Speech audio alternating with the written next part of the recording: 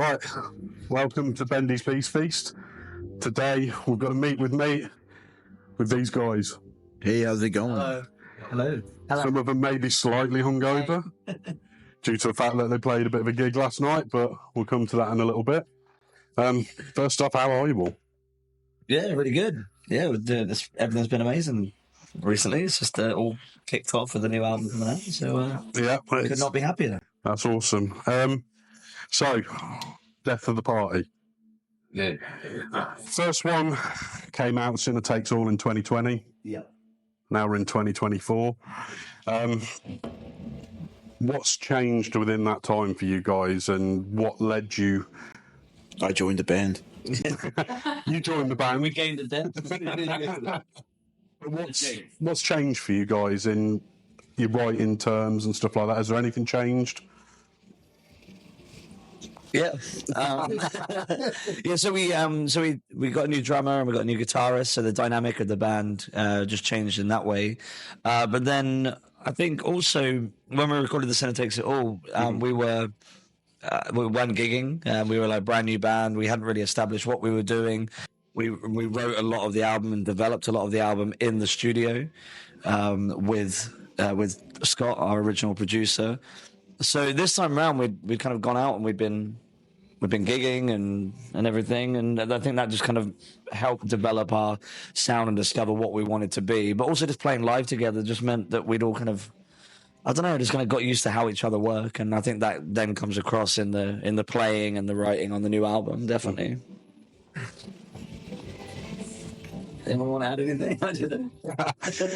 I mean, touching on that, you've started working with a new producer who is Grammy and Mercury nominated. He's worked with a lot of people, so it's a big thing for you guys. I think you can really tell in the production of it and the way it's come across now. I mean, 45th in the official album chart. Yeah. That's pretty insane, isn't it? Yeah. You've got number 4 in the rock and metal chart, number 1 in the independent album breakers chart, 4 in the vinyl chart. It seems like from this it's catapulted for you. Does it feel like that to you guys at the moment? Yeah. Like, it's like getting like all the tours and everything that we had before it felt more like it than this to me personally. Because, like, I guess when I was like a kid, that's what I wanted to do. I wanted to go on big tours. Then we got to go on tour with Wasp and Wednesday 13 and stuff, and like that kind of more affirmed that than any number ever could to me. So yeah, I mean, but again, even though like me and Joey do the songwriting, I'm all about playing live. Like I just like, that's all I want to do. So like the chart position thing is nice, but I mean, like, the official album chart's full of, like, ABBA's fucking greatest hits. Yeah. And, like, Elvis. I think, Elvis beat us. Yeah. And it's just, like, I think the official album chart doesn't mean, but, like, Old Money in physical sales, we're number 4. Yeah. So it's pretty crazy. That is crazy. But, like I said, I think the momentum of the touring and stuff is what really makes it feel real to me. Yeah, that's fair enough. I mean, you got a lot booked in. I was having a look at what you've got coming up, and you guys are stacked.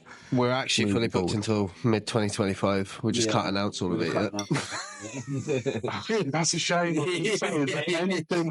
Any exclusives that you can give us, that would have been amazing.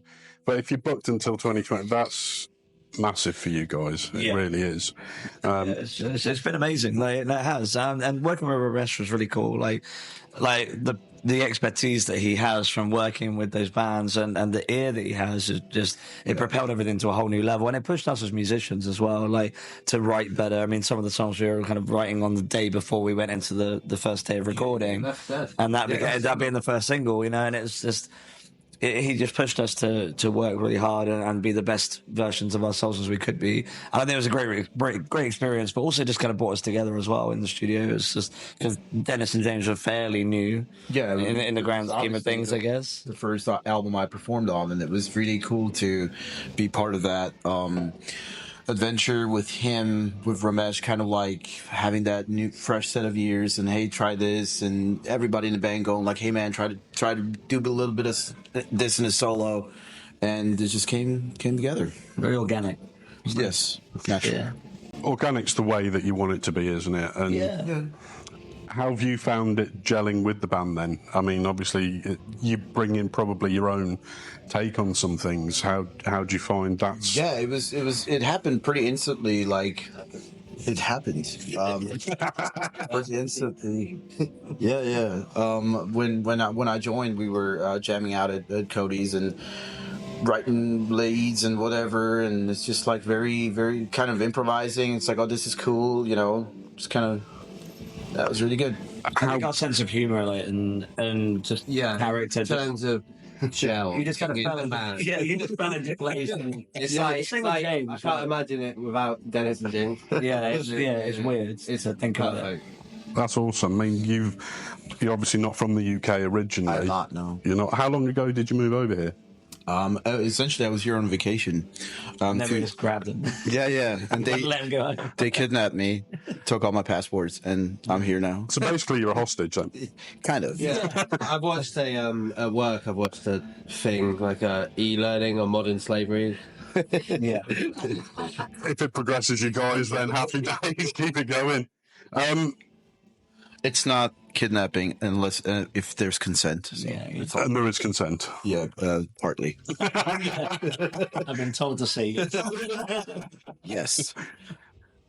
Is your wish then, coming from that area, one day to take this back over there? Yeah, definitely. I mean, America's a bit of a rough place to tour. There's obviously longer distances and stuff like that, but yeah, that's ultimately the goal. I mean, worldwide basically is the goal. Yeah, we want to get out to Europe and stuff, and hopefully that will happen. That's probably the next That'll be a step, good, I think. good test for how long we can go for and how much driving we can do, and then if we can then break the States, and I think we go down well there. I think we got the right kind of vibe for that, and we're obviously heavily influenced by those bands about the Sunset Strip and LA and stuff. So yeah, hopefully I think we go down treat. And then Brazil. Come to Brazil. Yeah, Right? That's what the cool kids say. Brazil would be great. Let's have a look at your latest endeavour which you undertook, which, let's be honest, was pretty massive. The O2. Yeah. Let's talk about that for a minute. Me and Bev were there. Nice. Amazing show. Absolutely awesome. Absolutely awesome show. The theatrics of it, the way it was set up, the lighting, which I have been reliably informed that somebody was programming the lighting on the way to a certain gig that we were at recently. Yeah, he's not here to defend himself. James put a lot of work in. Yeah. Yeah, this is Dennis. You were. I just didn't bitch about it. He didn't. James was very vocal about how much lighting he did, and he been very quiet about it. Yeah, let's get it done. I didn't do anything. You didn't. Yeah. That was wrong. That is not That was wrong. Do it differently. That's what I did. How was the experience for you guys overall, leading up to it, the night itself, and the reflection afterwards? We kind of got we lost a little bit of we kind of forgot that it was all leading up to that because there was so much work involved in the release and making sure everyone was sort of logging their sales, so it was all counting towards the chart, and people different suppliers of things, and so we sort of then Kodi said, oh shit, I just remembered we are actually a band, not an email sending business. I liked it. Yeah, and so we did sort of forget that not forget that we had the gig, but we forgot why we were doing it. And then sort of when we got there, we were like, oh yeah, this is why we do it. This is cool. Yeah. And then seeing all those people there was just amazing.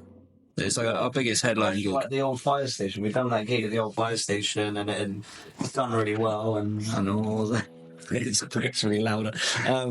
We'd done that gig, and I guess there was a concern that there wouldn't be enough people or enough interest. But I don't know. It just everybody just came. There was people traveling down from Scotland, some people flew from Germany. Yeah, it's just crazy, but amazing. To see such a dedicated fan base and to be able to put on a show that was really personal to us. And then being able to stagger home afterwards was the best. It was so good, so close to home. Do you know what the official figures were? Because I know that it was over 800 that were there. 850. Yeah, it was something like 850. We don't know officially. I don't know, but it's definitely around about 8:50. Bang on 8:50. That's a lot of people to play for. It was cozy. It was tight in there. Sort of, we were stood down just on. We could see you above the balcony when you were watching Inmi play. But yeah, when you came out, it just all of a sudden just went. Yeah, and it was it was tight in there. What's your favourite song to play live? I think for me it changes. It depends how tired I am in the set as well. Cold Day in Hell is like my favourite song, I think. Just I always come back to that one being my favourite song.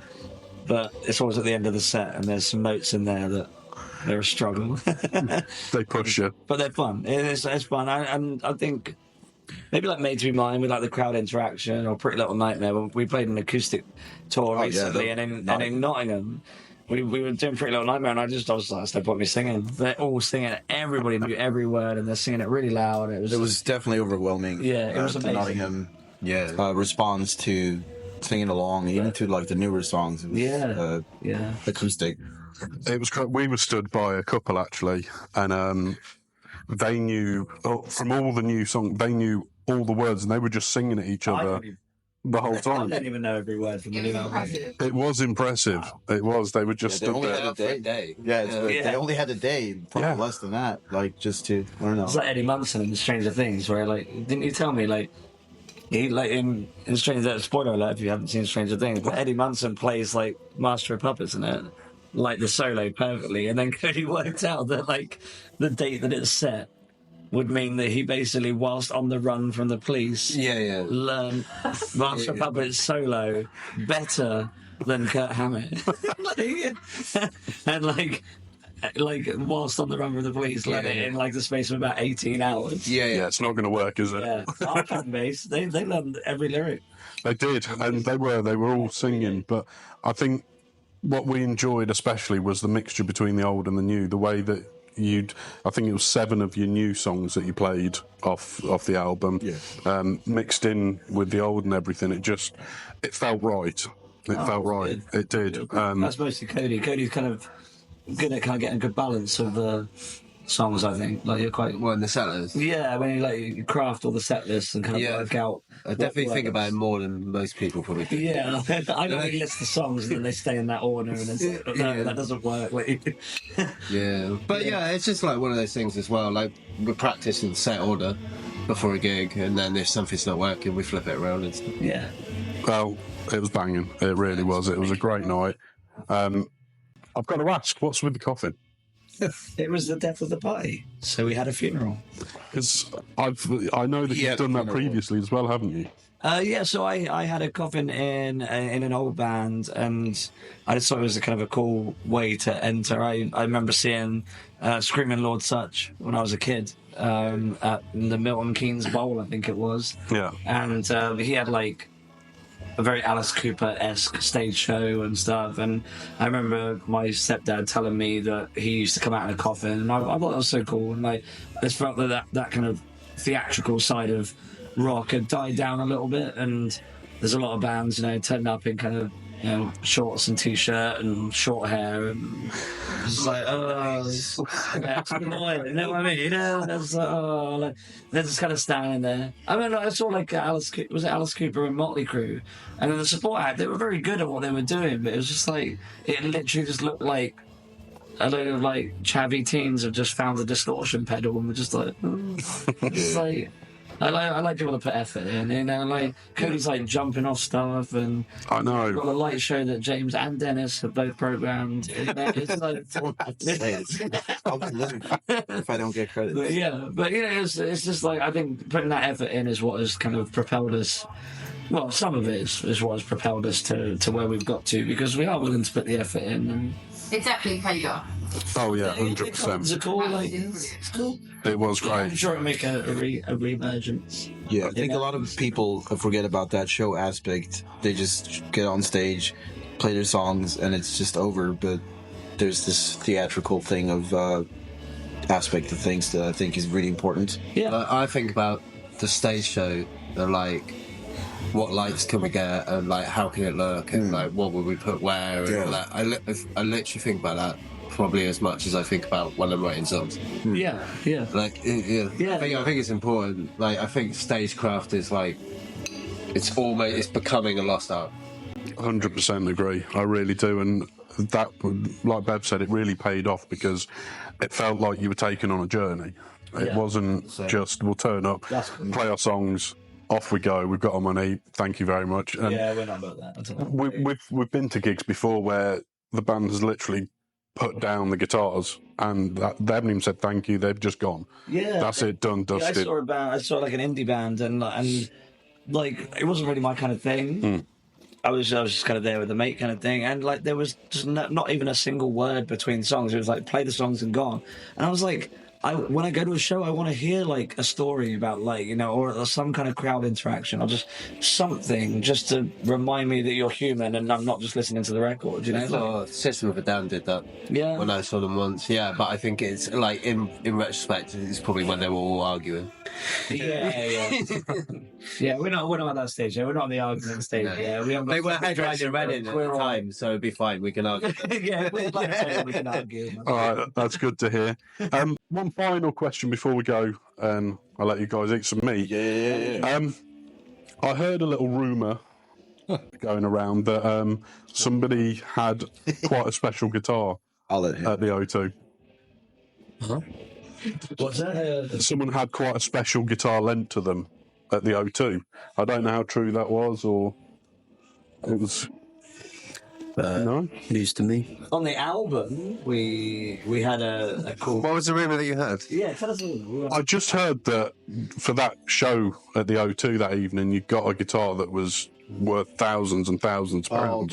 That is the Gibson Black Beauty that was used on the record. Right. Okay. That thing can't be played live because it's like 25 pounds, so it'll break your back And it goes out of tune. and goes out of tune. Yeah. all the time.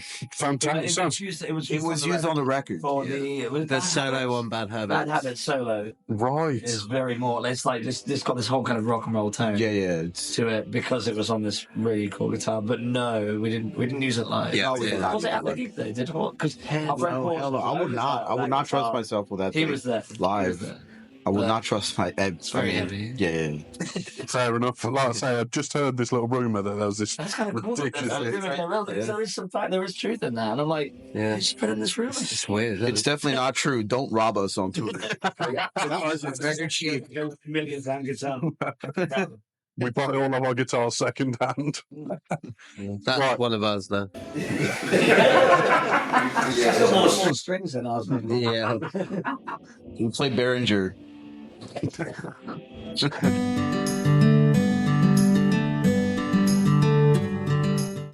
So we're going to get into this bit of beef provided by John Davidson Butchers up in Scotland. They've done a great job. They've trimmed it all off for us, but it's got a lot of this fatty stuff on it. Do we want the fat? Yeah. But we don't want all of it. We've got some hard bits here, so we need to get rid of these and just give it a trim up. Then we're going to go through the cooking process. So we're going to be using Tubby Tom's Black Star. Fantastic rub, and it comes out with such a dark colour and gives loads of flavours. And the other secret ingredients, beer. So we're going to inject it with some beer, we're going to salt it, wrap it, and that's about the size of it really. So we'll get into it now, I'll start trimming and go from there.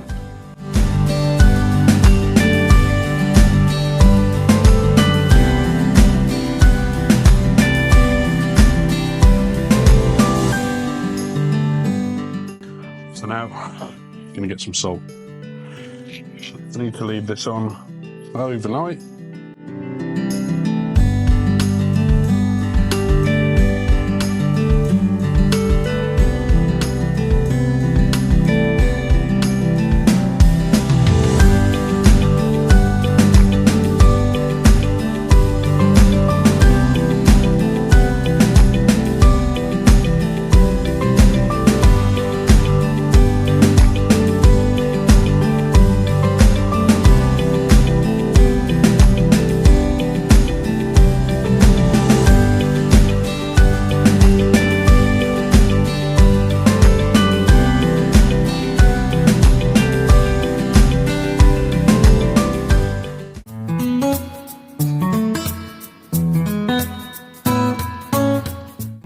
So, put it in a tub, pop it in the fridge overnight, and then tomorrow we start smoking it.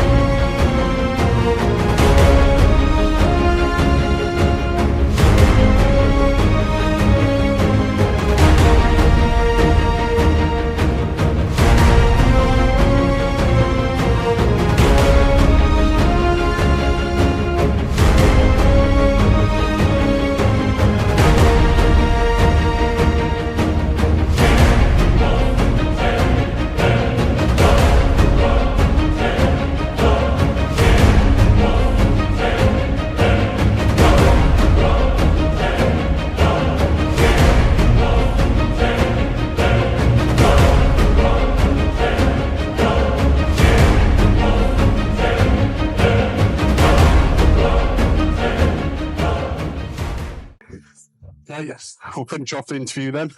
What you guys are eating. Let's see how easy this is. So your acoustic sets, you travelled around a lot. You were doing Bristol, Liverpool, Nottingham, Leeds. You were saying, I think you said Nottingham stood out for you, didn't it? Where everyone was singing along. Yeah. Nottingham was amazing. I think Nottingham was kind of special as well because there's always like loads of demand for us to play there.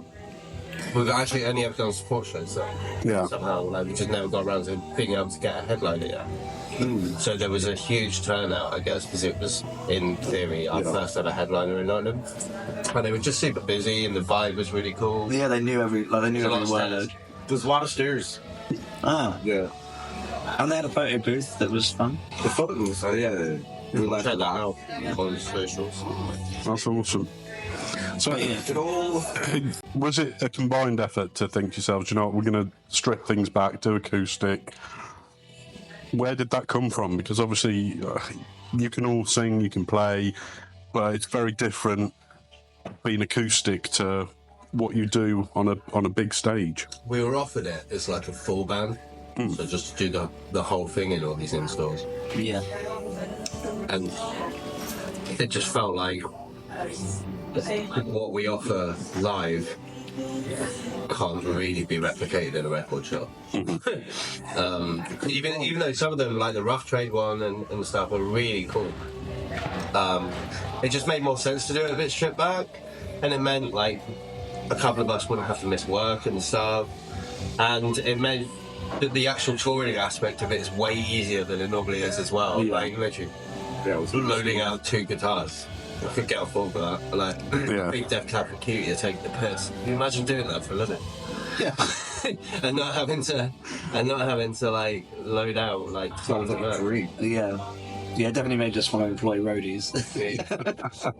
But no, I think it was nice. It's quite an intimate thing as well, and I think it offered just a whole different perspective to the songs and the band, and it kind of suited the whole like release of the album. Like we had like some special edition vinyls that were specifically for the in-store gigs and stuff. And I think that whole level of intimacy is something that we've tried to hold on to, no matter how big the band grows. We always try and be very approachable and have those kind of one-on-one interactions, you know, with our fans, and so that stripped back version kind of seemed to suit it as well. I think it's really cool that we could prove the musicianship within the band on an acoustic run like that. You know, it's like, yeah, those guys jump around on stage and they're great live and there's great energy, but you know, like you said, amazing lighting. Yeah. They won't be able to pull it off live, and I think we proved them wrong, and everybody was kind of surprised, us included. So I think the thing is, first and foremost, you're all musicians, and I think showing that adaptability to be able to take what you do into an acoustic stripped back version, like you say, it shows a whole different dynamic to the band, which is brilliant. And there's some bands that can't pull that off. But when you can, it works. So credit to you guys. I don't know if we're the most confident of people when it comes to like musicianship, and it was I personally found it quite an eye opener that a lot of people came up at the end and were like, it's amazing how well your songs translate to acoustic, and it's really nice to be able to hear you doing something and just really hear like how good you are. And it's like, oh wow, it's quite a surprise, because I personally I don't ever feel like I'm really that great. Interestingly enough, Static was the one that was requested the most. And now that is something that is really challenging to pull off in an acoustic situation. So we did. Not only because of the tuning, it's just you can't really do that in an acoustic. Static's a great song though. Yeah, it is. Thanks, bro. Yeah. But no, Some of them just worked, some of them didn't. And then, like, a couple of them people requested, we just did them on the fly to see what happened. It was pretty interesting. Yeah, live I've time for and another nail in my coffin. We just kind of try to do that in rehearsal and stuff. Yeah. do you enjoy doing covers at all? Like, obviously, you did the one in at the O2 and everything, and that was well, sometimes so good. there's like a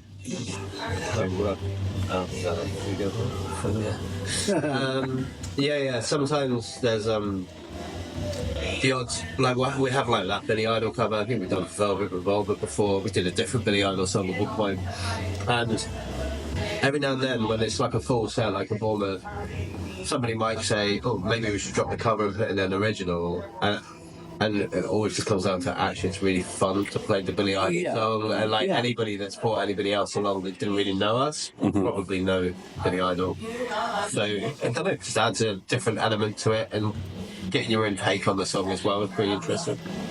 That's awesome. I mean, we touched on it briefly when we were cutting the meat. When you're on tour and you're off doing your bits and pieces, is it general takeaway food or welcome break? Welcome break. Yeah, pretty much. Yeah, it's service stations. Like we have like do try and go out for meals and stuff. Yeah. It's a lot easier when you're supporting on the tour, when you're opening on the tour, because you can do that, sort out your merch, and then go out for a meal afterwards, and it's still like 11. But when you're on a headlining tour, it's kind of hard to fit something like that in, because you go down and you need to eat before you play, but you can't eat a lot. So it's well, I can't eat a lot. Yeah. No, I made the mistake yesterday. We stopped up on the way to yesterday's gig, and I got some hot wings from KFC.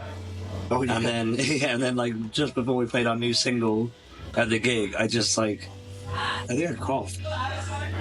And a load of acid just came up into my throat, and just like it was so hot and spicy, and it just burned all of my throat. And then I'm trying to sing like this really soft vocal, and I was like, Like, it was literally on fire. It was like, oh yeah, it was awful. So yeah, I try not to eat too much before I eat. Makes sense, to be fair. I know you can't go too much, you can't give any exclusives or anything, but you're obviously booked. You're on tour with Chris Carras band and stuff like that. You've got that coming up. Yeah, Chris Barris is April. Yeah. You've got a lot of festivals lined up that you're doing as well. More to come. Yeah, there may be more. Maybe more. There is going to be more. You heard it exclusively here. There is going to be more. Yeah, that something will happen. The exclusive is that there will be an exclusive at some point. Yeah, I call Metallica down the skip. Is there any particular venue you guys would love to play that you haven't played yet, that you think to yourselves, you know what? Favourite venue in the UK is Brisket Academy. Yeah? I would love to play that. Yeah, we haven't done that one. We did tick off a lot. With like Wasp on Wednesday 13. I was playing Rock City. Like we were on tour with Wasp, but it was too small for us to play with them at Rock City, so we sort of missed out on playing. We got together as like fans and enjoyed the show, Yeah. but we haven't actually played Rock City in Nottingham yet. So It's a good venue there. but in April we are going to. So yeah, That's awesome. that would be nice, and it will happen. That's brilliant. I mean, yeah, the big festival, like download or something would be cool. But I think going out to Europe would be like the best for the band. And then that's something we haven't done, and we haven't experienced that as us five. Each of us have done a bit of touring overseas, but it would be nice to really experience that as a proper tour across Europe and stuff. So hopefully that will come about at some point. I'm sure it will do. Like I say, you guys just keep working and keep putting in, and as you've said on numerous occasions, you're all self-funded. It's something you guys are working as a group towards, so I think when you set yourself those goals, that's where you end up, isn't it? If that's what you want to achieve, you will achieve it. I hope so. Yeah, I mean, it's been the support of the fan base, like that has got us to where we are, and people have kind of believed in us, and that's given us the confidence to believe in ourselves enough to, kind of not sign to the first thing that came along, and just try to do as much of it as ourselves as we can. But That's awesome. Is there any bands coming out other than yourselves at the moment that you're particularly excited about, that you kind of, something that you're listening to that you like, do you know what, that's a bit different at the moment? I mean, it's nice to see bands like Sleep Token and stuff like making waves, like that kind of, again, it's that theatrical side of thing for me. Like, I like the kind of the whole like masked thing, and like with Ghost and Sleep Token and obviously Slipknot and stuff. Like, it's just I've always found that to be very interesting, kind of dynamic in music, and so I'm kind of interested to see where that goes and how that goes. But on a smaller scale, I mean, we've just met so many bands now. I mean, Sheep Bands Red are doing amazing. Black Lakes. It's just nice to see bands that are working hard, and we've had people following in our footsteps as well, like using the same people and kind of following how we're doing things, and that's so nicely see that we've got to a point where we're starting to influence other bands now, and it's like it's kind of crazy, but It's awesome. it's nice to see. It is awesome. Not a question, a statement really, specifically for you. You've got a new book coming out on the 13th of Feb. Yes. No, mate, I want to see D write a book. I would definitely read that. Yeah. So I write children's kind of spooky books, like Goosebumps kind of style, and I've got a new one coming out set in Bermuda. That comes out February 13th. So on Amazon. That's awesome. How did that come about? In lockdown, I decided to put a few challenges down, and I wanted to write a screenplay. I wanted to write some poetry. And I wanted to try and release a book. And I ended up making a poetry book, so I ticked off 2 of those, and I wrote a screenplay about an old man going to prison. And it's like a very kind of Porridge, Only Fools and Horses style comedy that one day I hope to make. I did that, and then people bought the poetry book and kind of all kicked off a little bit, and so I started writing little novellas, and that's what I've been releasing, and people seem to like it. And I get messages from people saying, my kids don't really read and stuff, and they started picking it up because they're just interested in the subject matter of your book, and I think that's really cool. And it's the same with the bands, you know, like hearing people finding something in a song that they can connect to, and it's just another medium that you can have that interaction with people with, and I think that's very cool. So, Yeah, it's brilliant. Hats off to you. Have any of the rest of you got any other bits and pieces that you do on the side, or? To the beach, don't they? Two of them teach music, and Kodi has a very awesome cat. He's amazing. I'm going to take him a bit of that. You go for it. I'll film him, you know. You can watch his reaction. Actually, that would be amazing. Yes. Cat reaction to meat. That would be fantastic. I suppose all that's left really is rating the meat. Yeah. So, scale of 1 to 10. Be completely honest with me. And up to 11. 11. Up to 11. Yeah? It was. It literally ruined my favourite meal I've ever had. Yeah, we went to that Brazil place with all you can eat meat. It was a great company. It was just, it was a really nice night, and it's really ruined it for me because this was so much better. I did all the tours, Texas and Colorado and all that stuff. It's right up there, man. It's right up that alley, for sure. That I will tell you then, if it's... Yeah, he's constant. That's good to hear. Yeah, constant. So, Bendy's Meat with Me has your seal of approval. Hell yeah. The Beast Feast is up to 11. Right, I will take that then. Is there any band that you can think of to nominate to take part in said event? This guy's Black Lake speaking. Yeah. I'm trying to think who would be most fun. Like just Shit fuckery. King Crackhead. that's Crackhead would be amazing. They Yeah. have their own hot sauce. So they, okay. you could possibly cook it with their hot sauce. Right, They're, okay. they're nice. They're really nice guys. Yeah. Right, Oh, They're that's really such a funny. good shout. They're They're real fun guys. right. Cool. We'll, King Cracker, do this. It's amazing. Put your hot sauce on it. right, all that's left then is say thank you so much, guys. It is massively appreciated. Thank you. It's amazing. You are more than welcome. Good luck with everything you've got coming up. We will be as much as possible. Like I say, we'll be at Download, so we will definitely see you there. Yeah, Bloodstock. That's it, Bloodstock. Why did I say Download? Trying to get exclusive out. Yeah, Download, isn't it? I heard. Yeah. I wish, yeah. No, we'll see you at Bloodstock. And you've got Made of Stone as well, haven't you? Yeah. Yeah, we went to Made of Stone last year, and it was such a real nice And vibe. all that stuff, yeah. It was great, and they have a smoking truck there. They do. Are you running? No, Sure. unfortunately not. Made of Stone, get in touch. We'll come and do it. But no, thank you so much, guys. Good luck with everything. And, be careful.